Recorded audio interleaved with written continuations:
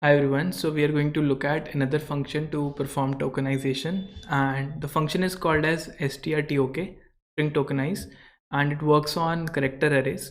So let's see how we can tokenize a given input. So firstly, what I'm going to do, we am taking an input, and string tokenizer function, you need to call this function multiple times to get one token in every call. Okay, so let me show you the output, how this function works. If I say cout strtok and is okay input and break this string about spaces, so let us build the code and let us try to run it. So the file name is strtok, so strtok, maybe hello, this is some function. So you can see you only get the first token. Okay, but suppose you do the same thing multiple times. Maybe I call this function 3 times. Let's see what happens in that case.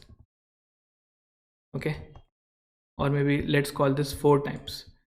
Now if I say hello, this is some function, you can see every time we are getting the same token, that is hello. Basically the way this function works is it starts from the starting of input and gives you one word every time. Okay, but since we are updating input every time, we are saying okay, start from hello, it gives us the first token always.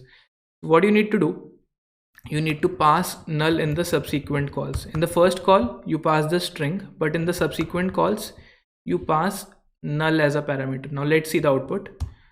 So maybe hello, this is sunny day, maybe. So we get the first 4 tokens out of this sentence. Now you may ask, how do we know how many times we need to call this function? So for that, what we are going to do, we are going to put a while loop, and in the end this function is going to return a null. Once no more tokens are available, this function is actually going to return a null.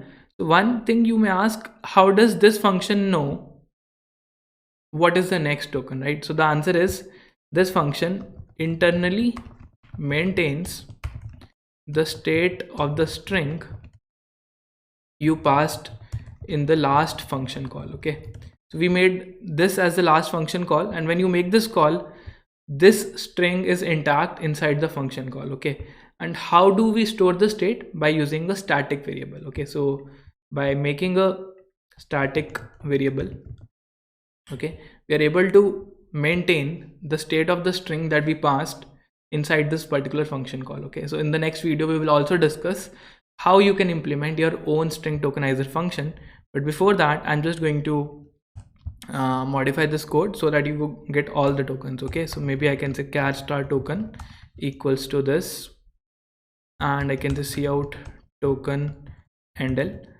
and I can say while token is not null. Okay, so as I said, this function returns null once all the tokens have been done, right? And I'm just going to call this function, and in the input I'm just going to pass null, and I'm going to output token. Either you output or you can push them inside a vector. Now let us run the code and let us give the same input. Hello, this is a sunny day. Okay, we got some error.